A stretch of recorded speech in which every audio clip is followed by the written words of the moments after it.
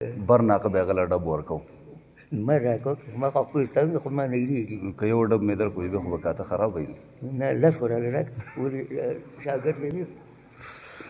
یو لس ته جوړ خدای دې نه کی خدای دې نه کی چې تعالی ډب درکو ها به وخو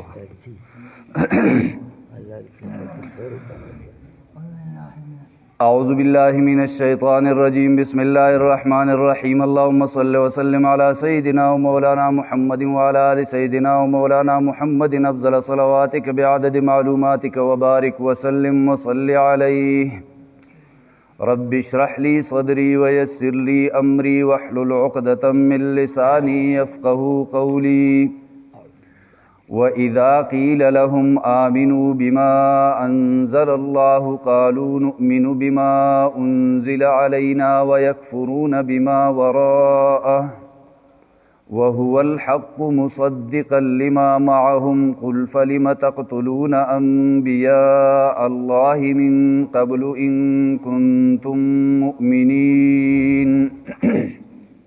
سورة البقرة آیت نمبر 91 یو لسم رکوع ده مخکې آیتونو کې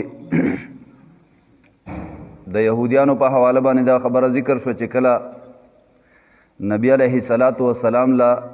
مدینه منورې ته هجرت نو کړي یا نبوت اغي ته لا نو میلاو شوی نو په دغه زمانه کې د مدینه منورې په مشرکانو به د یهودیانو یو قسم ځان اوچت ګڼو چې موږ د مخکې نم په هدایت باندې یو آخري پیغمبر به راځي په هغه به ایمان راوړو تاسو د کافر زامن اوس هم کافر یې او بیا به هم کافر یې خو چې کله نبي علیه الصلاۃ والسلام راغی د دې د دنیا پرستۍ د وجې نه دوی په هغه باندې د ایمان راوړو نه انکار وکړو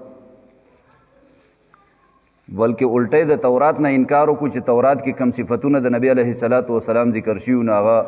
دی پټ کړل یا هغه الټه بیان کړ او الله پاک وایي د الله په غضب اخته شو دغه نه مخکې هم دی په غضب اخته شوي چې په عیسی علیه السلام ایمان نه راوړی او اوس دا پې د الله بل غضب شو نو دی وجه نه دی آخرت کې د عذاب سره مخامخ کېدونکي دي سپکونکي عذاب به ورته میلاویږي اوس الله پاک ذکر کوي چې د مسلمانانو د طرفه د نبی علیه الصلاۃ والسلام د طرفه چې کله دی ته د ایمان دعوت میلاو شو نو د دې رد عمل بسو او نو دی وی چې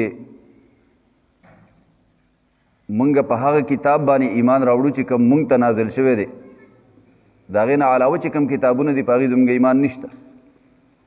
هغه مونږ نه منو الله پاک وایي دی په دغه خبره کې هم دروغجن دي په تورات هم ایمان نشته او په تورات ځکه ایمان نشته چې دی خو پیغمبران قتل کړي دي نو دا خبره یو پوینټ پکې تاسو نوٹ کړئ چې دا خبرې خو کېږي د نبی علیه الصلاۃ والسلام د زمانې د یهودیانو سره او دا قتلونه دی په خپله نه دي کړي بلکې په تېره زمانه کې د دې چېرته نیکونو کړي کې لرضاهم بذالکه چې هغې د انبیاء کرام کم وجلي نو دی په هغې باندې خفه نه و هغې باندې دی اعتراض نه کو دا یې نه وی چې ګنې هغې غلط کار کړی بلکې دی پې رضا و چې هغې دا کم کار کړی دی ښه کړي دي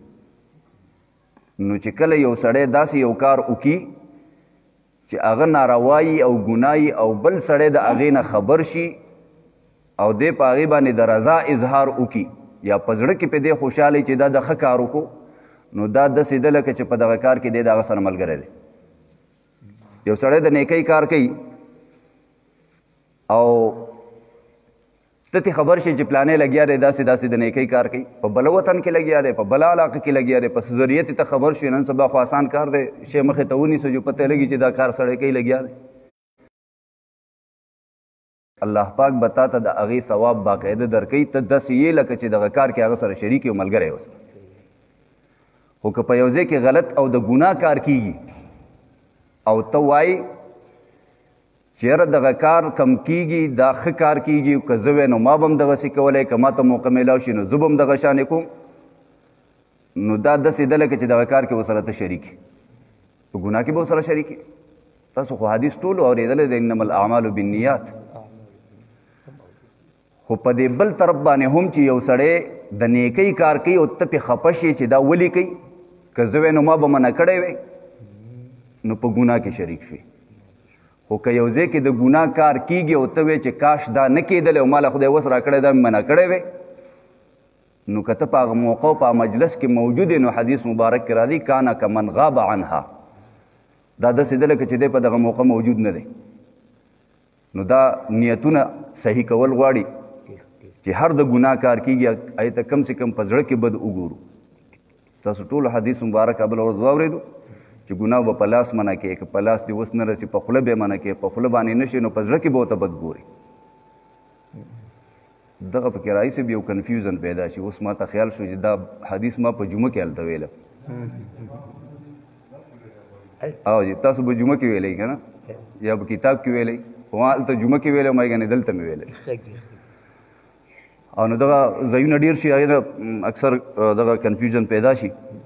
خو دغه حدیث مبارک دی چې په کوم ځای کې ستا وس رسي ګناه په لاس منع کوې. په بچي دې وس رسي توده څپېړه ورکوه، ولې دې مونځ نه دی کړی؟ په بچي دې وس رسي یو ځل ورته په قلاره ووایه، بل ځل ورته په قلاره ووایه، چې بیا نه کوي بیا مضبوط ګزار وکړه. دغلته خدای تعالی وس درکړی دی. او یو سړی یو افسر دی یو اداره کې هغه اختیارمند دی، هغه زور چلولی شي د یو حده پورې، د هغه حده پورې به هغه زور چلی باقاعده په حکم باندې به کار کوي. او چې کوم ځای کې دغه وس د سړي نه رسي نو بیا په ژبه باندې منع کوي. او چې دغه وس هم د سړي نه رسي نو کم سے کم د ایمان د ټولو نه کمزور ترینه درجه دا ده چې یو ګناه ته په زړه کې بد وګوري. فإن لم يستطع فبقلبه وذلك اضعف الايمان. نبی علیہ السلام فرمایي دا اضعف ایمان دی. اضعف معنی دې ته موږ تبذیل کل وایو، سپرلیټیو ډیګري ورته وایي چې اضعف الایمان انتهایی کمزور ایمان. نو چې سړی ګناه ته ګناه ونه وایي په زړه کې تش، نو دا به ډېر کمزوری ایمان. نو چونکې یهودیانو د نبی علیه صلات وسلام د زمانې یهودیانو د خپلو نیکونو په دغه کار باندې نکیر نه کوو، هغې ته بد نه وي، بلکې په هغې باندې دوی خوشحاله وو او مختلف قسم دلایل به ولوي چې دا هغې ښه کار کړی د انبیای کرامو دا قتل. نو دا داسې ده لکه چې دوی کوو په خپله. الله پاک دوی ته خطاب کوي چې تاسو ولې پیغمبران قتلول؟ نو مطلب دا شو چې تاسو وایئ موږ تورات منو، نو ساده ټکو کې داسې شوه چې دا تورات کې خدای ویلي چې پیغمبران قتل کوي، تورات کې خو دغه نشته، نو تاسو په دې کې هم دروغجن یې چې موږ تورات منو. نو الله پاک په بعضې موقع باندې دوی باندې په زور هم دغه کار کړی دی چې تورات ورته راغی او دوی پکې چل ول کوو، نو الله پاک پې کوه تور راوچت کو، کوه تور یې پې راوچت کو کانه ذلتن. الله وایي دا داسې و لکه چې په دوی باندې سوری د پاسه یې پې داسې نیولی و. نو جبریل علیه السلام له الله پاک دغه طاقت ورکړی دی. الله پاک جبریل علیه السلام له 600 وزرې ورکړي او دا وزرې داسې دي چې دا په فولاد کې هم نه ننوتی شي او په وسپنه کې هم نه ننوتی شي او په سټیل کې هم نه ننوتی شي، نو ځمکه خو ورته هېڅ شی نه دی. او بیا هغه له الله پاک طاقت ورکړی دی، قوت یې ورکړی دی. نو هغه کم قوت چې هغې له الله پاک ورکړی دی، تاسو ته به مخکې واقعاتو کې راشي چې د لوط علیه السلام قوم د هغې 9 غټ کلي وو، 9 کلي وو. او په بعضې روایاتو کې داسې وي چې دا کلي دومره غټ وو چې د یو کلي یو لاک آبادي وه. نو چې یو لاک آبادي شي د ټول تالاش آبادي زما خیال دی 2 لکه ده تقریبا، اندازتاً به داسې. نو د تالاش په حساب باندې 9 کلي واخله. نو چې دومره غټ کلي وو، هغه جبریل علیه السلام دا 9 واړه په خپل وزر کې اوچت کړي دي، بیا واپس الټه راغورځولي. الله پاک هغې له دغه طاقت ورکړی دی. نو د جبریل علیه السلام په ذریعه الله پاک کوه تور دوی باندې راوچت کو او څنګه تورات باندې عمل کوئ که نه، دوی بس بالکل ورته تیاري چې ته څه وایې هغسې به کوو. نو هغه په خوله باندې ومنله خو په زړه کې نه وه. نو دا یې وجه الله پاک ذکر کوي چې د دوی په زړه کې د سخي هغه محبت او د الله پاک د توحید عقیده کمزورې وه. بل د هغې یو غلطه خبره الله پاک ذکر کوي چې صحابه کرامو سره به دوی ناسته پاسته وه، لکه اوس موږ په خپل کلي کې اوسېږو نو د کلي د خلکو سره ناسته پاسته وي، څوک د یو قبیلې، څوک د بلې، څوک د یو خانداني، څوک د بلې، یو بل سره ناسته پاسته وي. نو الحمدلله دلته خو غیر مسلم نشته، خو په مدینه منوره کې مشرکان هم وو، منافقان هم وو، یهودیان هم وو، مسلمانان هم وو، یو بل سره به لیندین وو، ناسته پاسته به وه. نو چې مسلمانانو به د جنت ذکر وکړو چې موږ عقیده ده او زموږ دا عمل کم نبی علیه السلام چې راغلی دی د دې د تعلیماتو مطابق عمل وکړو نو موږ به جنت ته ځو. هغوی تاسو روغ نه یې، جنت ته به مونږ ځو. مخکې به تاسو راشي که نه وقالو لن يدخل الجنة الا من كان هودا او نصارا. یهودیان وی مونږ به جنت ته ځو، عیسایان وی مونږ به جنت ته ځو، او دا جنت خالص الله مونږ دپاره تیار کړی. ستاسو پکې اړو سره ځای نشته، نور ټولو ته به وي. نو الله پاک ولا د هغې جواب ورکوي چې بھئی تاسو وایي مونږ به جنت ته ځو، نو دا جنت دا خو د مرګ نه پس میلاوي. د دې دنیا نه چې منتقل شوی نه یې، مړ شوی نه یې، نو جنت ته نشئ تللی. او چې کله تاسو دا دومره یقین دی چې مونږ به جنت ته ځو او دا جنت خالص الله مونږ دپاره تیار کړی دی، نو الله ته ووایي چې مونږ مړه کوي، جنت ته ورسئ. الله پاک وایي چې دا ممکن نه ده چې دوی دغه دعا وکړي، ځکه ورته پته ده چې زموږ عمل او زموږ عقیده داسې ده چې بس هلته ډنډې تیارې دي، هلته چې اردو ډبول به راسره شروع کېږي. خو دا په خوله باندې تش وایي، هسې تاسې په دې باندې کنفیوز کوي عام مسلمانان چې کوم سادهګان دي چې ګنې دا یهودیان کیدای شي صحیح خبره کوي، تاسو ایمان ګډوډ کول غواړي. نو الله پاک وایي چې دا د دې د دنیا ژوند خوښ دی، آخرت ته څه توجه نشته. نه دغه د یهودیانو خباستونه د هغې غلطې خبرې الله پاک ذکر کوي، د هغې جوابونه هم ذکر کوي. وَإِذَا قِيلَ لَهُمْ کله چې ویلی شي دوی ته آمنو ایمان راوړئ بما انزل الله په قرآن باندې چې نازل کړی الله پاک. د قرآن مجید په باره کې کله د انزله الفاظ راځي، کله د نزله الفاظ راځي. او نو دا د عربۍ خپل ترتیب دی چې مختلف قسم بابونه دي، د هغې باب چې بدلیږي، هغه انداز بدلیږي د لفظ، نو معنا هم بدلیږي. دا دومره وسیعه ژبه د عربي چې د دې په یو زور زیر پیښ کې دومره فرق راځي په معنا کې. غالبا ما تاسو ته مخکې مثال ویلی دی چې زور زیر پیښ کې فرق راشي، معنا یو ځای نه بل ځای ته ورسي. لکه موږ عام طور وایو جنت، دا جنت باغ ته وایي، په جیم باندې چې کله زور وي نو دا باغ ته وایي. په دقه جیم باندې پیښ که جنتون نو بیا ډال ته وایي. د تورې د ګزار نه چې سړی ځان بچ کوي که نه، هغې ډال ته بیا وایي جنتون. او د دغې جیم چې زیر کې جنتون نو بیا پیري ته وایي. نو یو جیم دی په هغې باندې زور بېله معنا ورکوي، زیر بېله معنا ورکوي، او پیښ بېله معنا ورکوي. نو دغه شانې په انزله او نزله کې هم فرق دی. انزله چې کله شي نو د کم کتاب باره کې چې دا راشي د هغې پوره په یو ځای نازلېدلو دپاره استعمالېږي. او چې کله د نزله الفاظ راشي نو دا مونږ وایي دا د باب تفعیل نه دی، او باب تفعیل کې تقطیع وي. تقطیع معنی لږ لږ کټ کټ کول. نو دا د قرآن مجید خصوصیت دی چې بل کتاب په دې انداز نه دی نازل شوی. قرآن مجید لږ لږ د موقع مناسب الله پاک نبی علیه السلام ته رالیږلی. نور کتابونه چې څومره دي هغه غونډ په یو ځای باندې الله پاک رالیږلي دي، خو قرآن مجید الله پاک لږ لږ نازل کړی دی. نو دا لږ لږ چې نازل کړی دی د دې هغه مقام بیل دی. او چې کله د قرآن مجید باره کې راشي چې پوره نازل کړی نو د هغې بیل دی. الله پاک په شب قدر کې د روژې په میاشت کې په شب قدر کې، شب قدر کم یو دی صحیح معلوم نه دی، ورځې معلومه نه ده. دا په نن زمانه کې یو څو خبرې داسې عجیبه روانې شوي دي، تاسو لږ توجه وکئ چې د روژې میاشت راشي نو خلک وایي 20مه شب قدر دی. دا هم یو ذهن جوړ شوی دی، دا خبره غلطه ده. 20مه فکس شب قدر نه دی، یعنې دا به نبي علیه السلام ښودلي وي، موږ ته به معلومه وي. نبي علیه السلام ته الله پاک د هغې علم ورکړی و او اراده یې وه چې صحابه کرامو ته یې وښایم، خو په څه خبره باندې صحابه کرام په جګړه شو. نبي علیه السلام جومات کې ناست و، بهر صحابه کرام په څه خبره په جګړه شو. خو هم معاشرې خلک و، بس دنیاوي معاملاتو باندې مې جګړې هم راتلی. د هغه شور د وجې نه نبي علیه السلام بار ته متوجه شو. دا نور صحابه کرام هم بار ور ووتل که څوک جګړه کوي چې هغه خلاص کړو دغه دپاره. او نو دلته چې دا مجلس ګډوډ شو نو نبي علیه السلام وی الله د ما نه هغه علم واغست. د دې جګړې د وجې نه الله پاک هغه علم د ما نه واغست، ما تاسو ته هغه ورځ ونه ښودلی شوه. نبي علیه السلام نه ده ښودلی. نو د دغې په وجه باندې مونږ علما کرام فرمایي چې د دې مقرر ورځ نه ده معلومه، خو په روژه کې ده، او بیا د روژې په آخري لسو شپو کې ده. په روژه کې ده او په آخري لسو شپو کې دومره حدیثونه معلومه ده. نو دغه فکس مقرر کول هغه غلطه خبره ده. نو چې څوک 27 رمضان ته د شب قدر وایي نو دا صحیح نه ده. دویم د تقی عثماني صاحب فتوا بل ورځ راغلې ده چې دا خلک نن سبا یو ټرینډ جوړ شوی دی جمعه مبارک. جمعه مبارک دا یو عادت جوړ شوی د مختلفو خلکو او زمونږ د دې علاقو ځینې خلک پکې هم په دغه کې حصه اخلي. نو په مسله باندې ځان پوهه کوي چې د جمعې مبارکبادي ورکول دا نه د ثواب کار دی او نه جایز دی چې د ثواب کار یې ګڼي. ثواب ورته وایي نه بیا به ګناه او داسې عادت چې جوړی نو دا به یو ځل داسې راشي چې بیا به دا خلک واجب ګڼي. بیا چې چاله مبارکي ورنه کړي ګیله به درنه کوي لکه د واده او د اختر مبارکي چې دی نه یې ورکړي. لهذا دې خبرې لحاظ وساتئ. ښه پرون بل یو تپوس شو نو چې هغه هم پکې ایسته خبره دغه کړو په سرتوره باندې مونځ. بهی زه کم عوامي مسایل چې دي په هغې کې ځینې خبرې داسي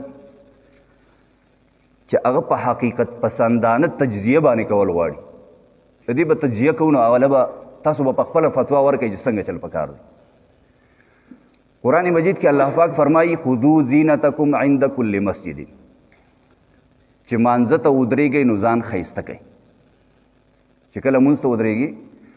نو خپل پوزیشن داسې جوړ کا چې په هغې کې تا ته ځان ښه ښکاري ځان ته پکې ته ښایسته وایي. اوس دا خو زموږ د ټولو عقیده ده چې په کائناتو کې یعنی د الله نه علاوه د نبي علیه صلات وسلام نه ښایسته بل څوک نشته. دا زموږ عقیده ده. نبي علیه صلات وسلام ته چې الله پاک کم ښایست ورکړی دی نو په هغې کې دوه قسمه ښایست دی. یو هغه ښایست دی چې هغه الله پاک قدرتي ورکړی دی په هغې کې د نبي علیه السلام خپل څه مداخلت نشته. یعنی د نبی علیه السلام چې کومه پوزه مبارکه ده الله چې څنګه پیدا کړې هغسې ده. غوږونه مبارک چې ولا الله څنګه ورکړي هغسې دي. قد کاټ چې الله پاک څنګه ورکړی هغه شانې دی. باډي یا د هغې رنګ چې کم دی الله چې څنګه ورکړی هغه شان دی. دغه شانې هر انسان دی. دته چې الله کم اندامونه او کم رنګ روغن وغیره ورکړی دی دا د الله کار دی. په دې کې څوک ګوتې نشي والی. نو هغه ښایست خو د الله د طرفه دی. په هغې کې نبي علیه السلام په شان الله بل څوک نه دی پیدا کړی. دویم هغه ښایست دی چې هغه انسان د ظاهري بدن د بهرني بدن په حواله باندې په هغې کې چینجز راوستی شي بدلی پکې کولی شي. نو په هغې کې یو د کپړو په حواله خبره ده او دویم د ویښتو په حواله خبره ده. نو چې کوم د کپړو په حواله باندې خبره ده نبي علیه صلات وسلام عموما څنګه کپړه اختیار کړې ده. فکس یو کپړه نشته داسې چې نبي علیه السلام اختیار کړې ده ځکه چې هغه زمانه داسې وه چې په هغې کې د کپړو په حواله دومره ترقي نه وه. خو چې څه شی چاته میسر راغلی دی په هغې باندې خپل بدن پټ کړی دی. دغه شان نبي علیه صلات وسلام کله یو وخت کې په یو څادر کې مو وخت تېر کړی دی کله یې لنګ والی دی کله یو څادر بره راتاو کړی یو یې لاندې راتاو کړی دی. خو دا یوه خبره کامن ده عام طور نبي علیه صلات وسلام سر خامخا پټ ساتلی یعنې صرف په مانځه کې نه عموماً به پټکې والی د پټکي رنګونه بیا مختلف راغلي دي. عموماً به پټکې والی او که پټکې به نه و یا داسې موقع به وه چې د آرام وخت به و یا چېرته پرېوتو به نو پټکې به سر نه لرې کړو یو کپړه به په دې سر باندې تړلی و خو سر یې سرتور نه دی پرېښولی. جی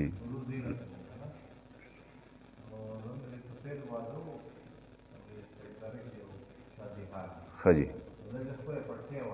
हाँ हाँ जी जी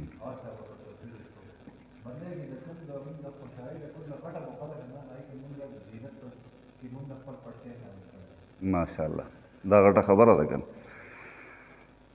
او نو دغه ظاهري ښایست چې کوم دی هغه به د نبي علیه صلات وسلام مونږ ګورو چې یو د کپړو په حواله باندې نو یو په کپړو کې الله پاک په قرآن مجید کې دوه خبرې ذکر کړي دي.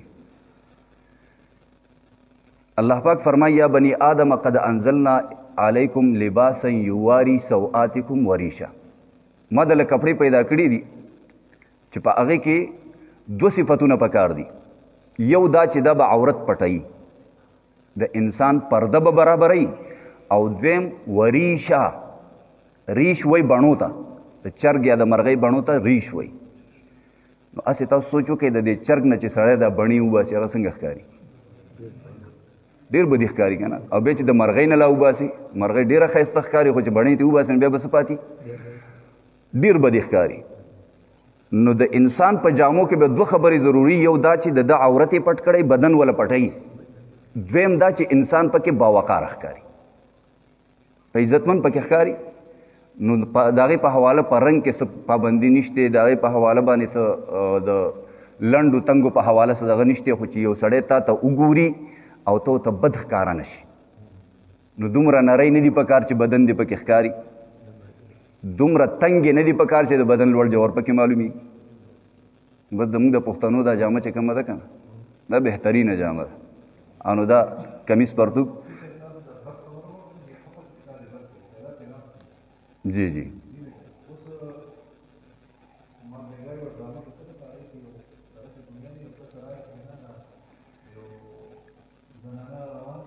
خی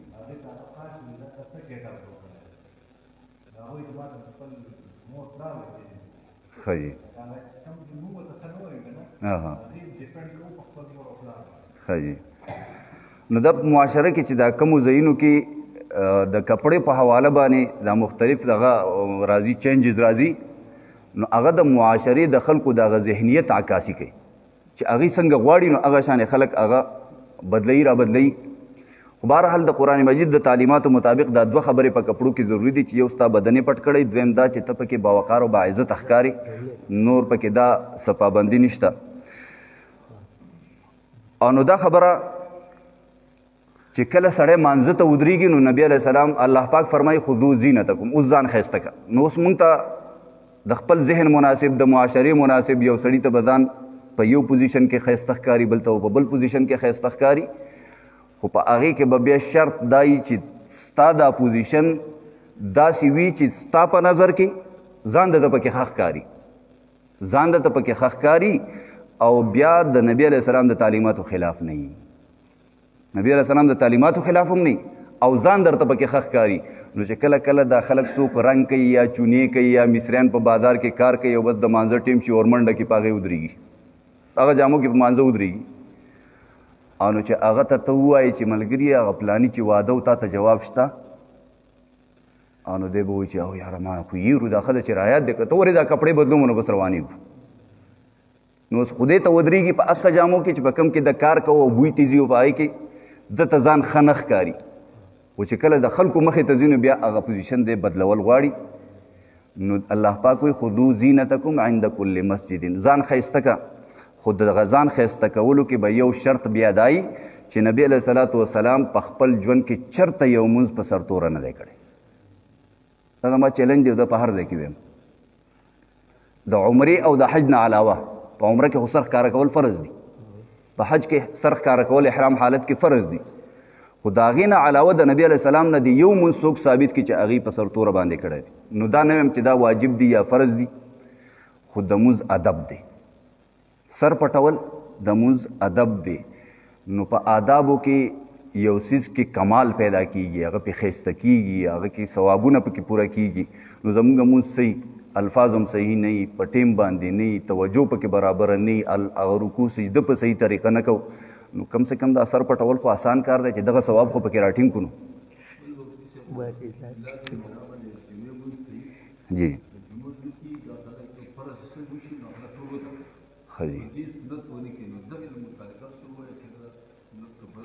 سنت نه کول، جی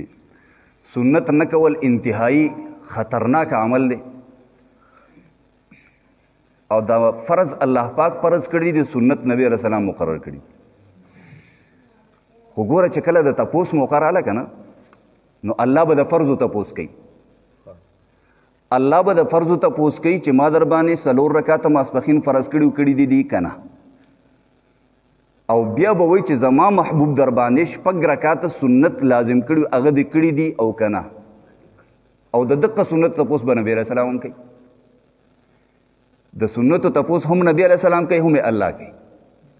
د فرضو تپوس صرف الله کوي، یو ځای تپوس کوي.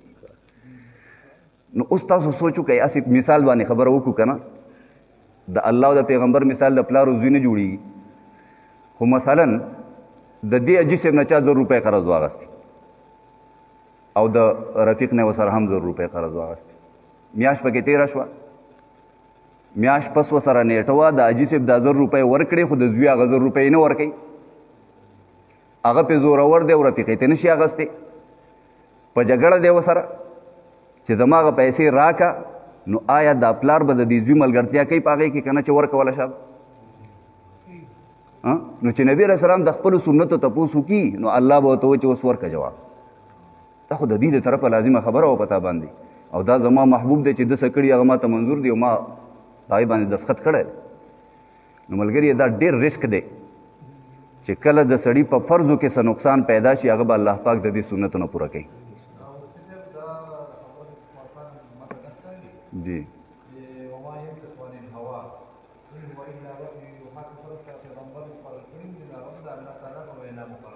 دغه خبره مې باید دستخط کې وکړه که نه چې الله پاک پې دستخط کړی دی. دا خبره اگر چې د نبی علیه السلام ده خو دا فیصله د الله د طرف نه ده چې الله نبی علیه السلام ته په زړه کې اچولی دي چې ته به امت ته دا د احکام ښایي، هغې به دغه شانې کوي. نو ټول سنت چې کم دي، صرف د مانځه سنت نه، نور سنت چې د نبی علیه الصلاۃ والسلام کم دي هغه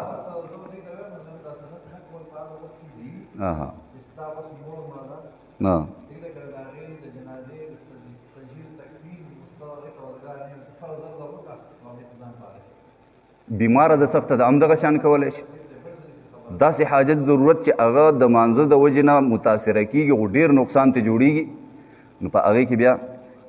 دغه گنجایش شته دی. فرض یې کړي سنت نه. جی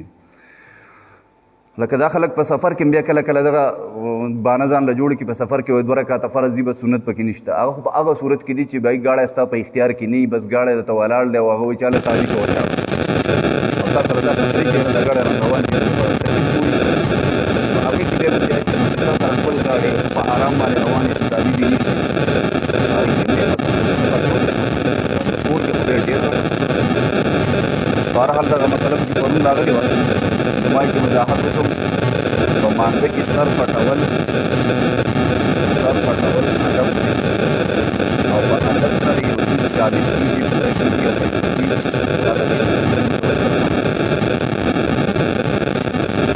او خبره په نظام سره یاد ساتئ. فرض و واجب معتبر دی،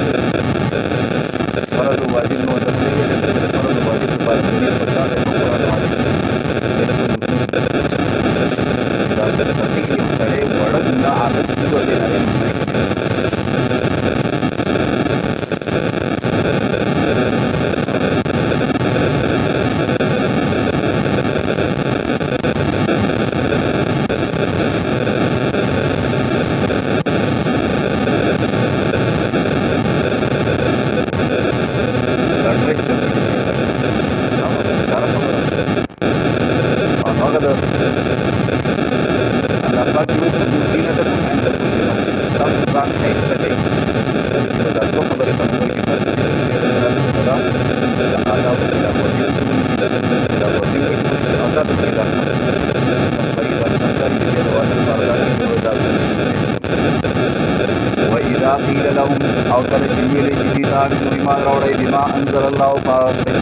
قرآن کے نازل کړه الله پاک قالوا وای دی مؤمنون ایمان راړو بما انزل علینا پایدان چې نازل کړه شوی دی په موږ باندې.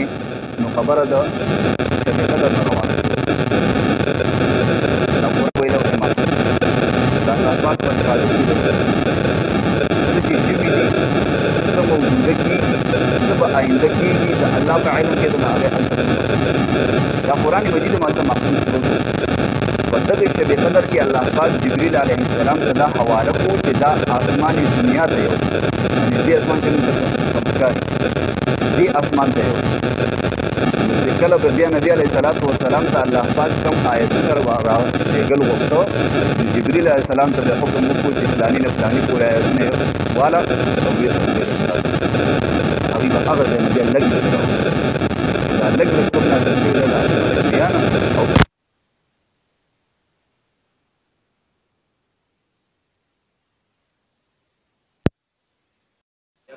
او دی کفر کوي بما وراءه په هغه باندې چې علاوه دي د دې تورات نه. تورات باندې خو دې دعوه کوي چې زموږ په ایمان دی، خو دوی د دې نه علاوه کتابونه چې کوم دین باندې انکار کوي. وهو الحق او حال دار چې دا قران مجید حق دے مصدقا تصدیق کوونکې دے لما دا هغه تعلیمات معهم چې دي سره دي تورات کې چې دي سره کوم تعلیمات دي د اغي دي دا قران مجید تصدیق کوي چې پای کې کوم خبرې وي هغه ټولي ټیک ټاک صحیح خبرې دي قل تورتوا فلم تقتلون تاسو ول قتل الانبیاء الله پیغمبران د الله پاک من قبل مخکې د دین ان کنتم مؤمنین ک تاسو مؤمنان یې پتیر زمانه کې تاسو مشران او پیغمبران قتل کړي دي تاسو اوس پای باندې خوشاله دا ول قتل ول دا تورات ویل تاسو کوی چې تورات منو تورات خدغه حکم نه دی کړی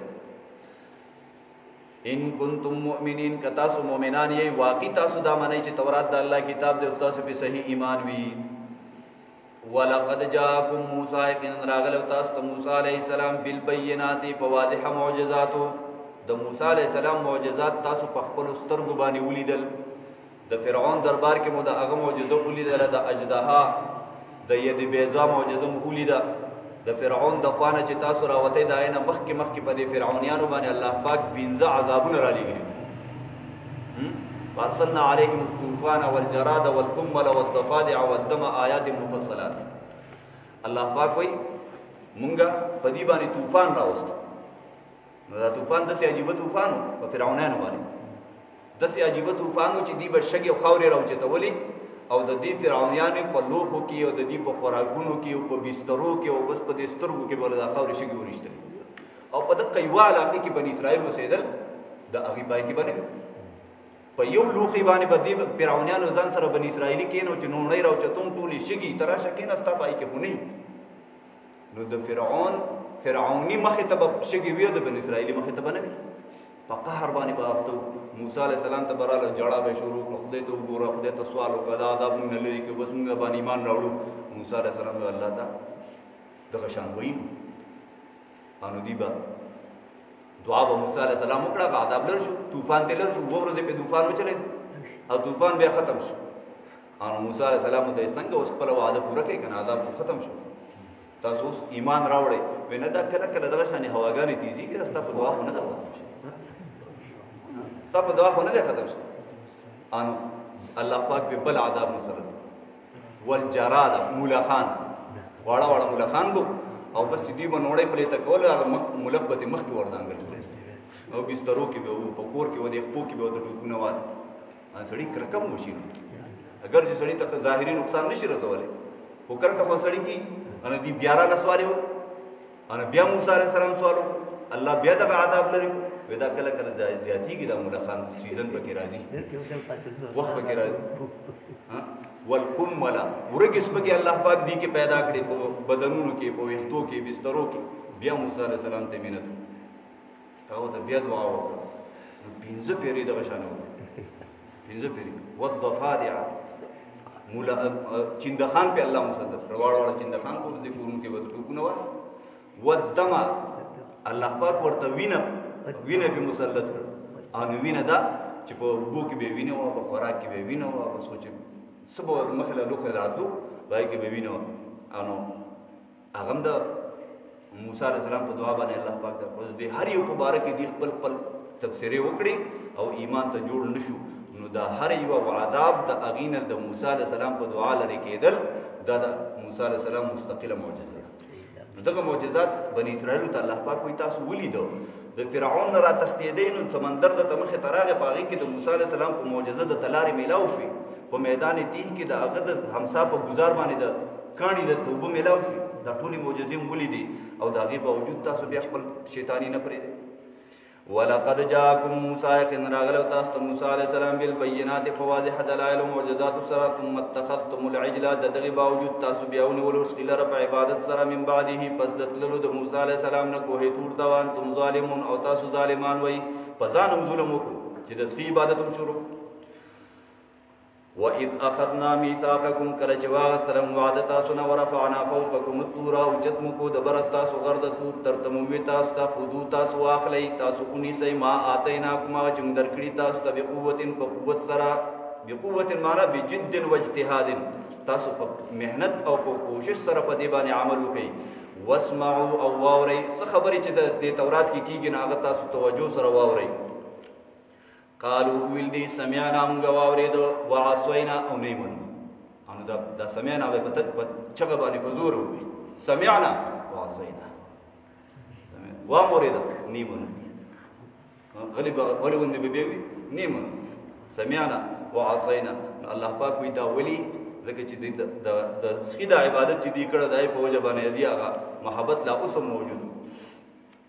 قالوا ویل دی سمعنا موږ واورېده وعصینا او نافرمانی کو نیمنو واشربوا او زین ولو اشربوا شرب یو سیز کلو ته وی او نو د دې په زړونو کې د سخي د محبت داسې ولکه چې سړی پکې وراړولې نو په لوخي کې سړی څه شی ورواړي هغه پکې لاندې سټور شي او هغه ته په اسان نه راوځي چې لوخه یې څوک الټه کړی نه الله وایي تاسو باندې دا غر راوچتومه چې تاسو دا زړه راولټه شي د یارې نه داسې شی لکه چې بالکل دا هر څه بهر راوولي هغه باوجود د هغې چې دغه یاره پې الله پاک راوسته په دې بیا مو یې وعصینا واشربوا او زین ولو معنا بکو چې زین ولو فی قلوبهم پزړونو د دې کې العجل محبت دسخي محبت پکې زین ولو بکفرهم په وجه د کفر د دې قل تورتوا بسما ډېر بد دی هغه څه یامرکم چې حکم کوي تاسو ته به پای باندې ایمانکم ایمان نستاسو ان کنتم مؤمنین که تاسو مؤمنان یئ که تاسو حقیقت کې مؤمنان یئ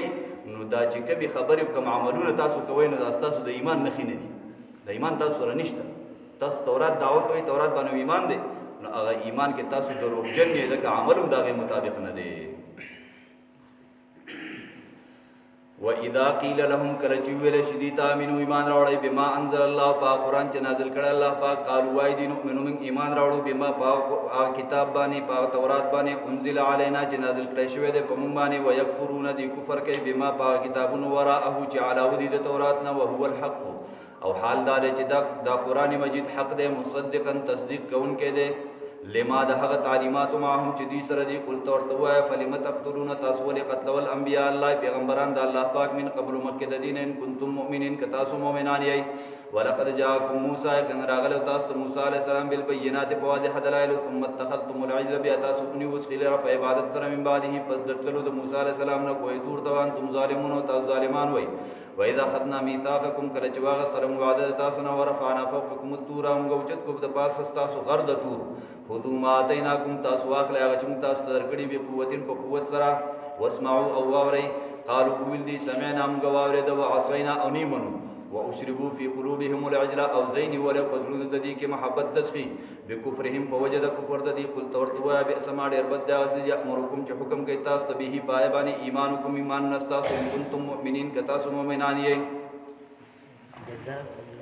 اللهم ذكرنا من القرآن ما نسينا وعلمنا منه ما جهلنا واذكرنا تلاوته آناء الليل وآناء النهار اللهم حبب إلينا الإيمان وزينه في قلوبنا وكره إلينا الكفر والفسوق والعصيان واجعلنا من الراشدين اللهم أحسن عاقبتنا في الأمور كلها وأجرنا من خزي الدنيا وعذاب الآخرة اللهم بارك رحمتك وارض حاجتك وهو الذي ينزل الغيث من بعد ما قنطوا وينشر رحمته وهو الولي الحميد وصلى الله تعالى على خير خلقه محمد وآله وأصحابه أجمعين جي جمال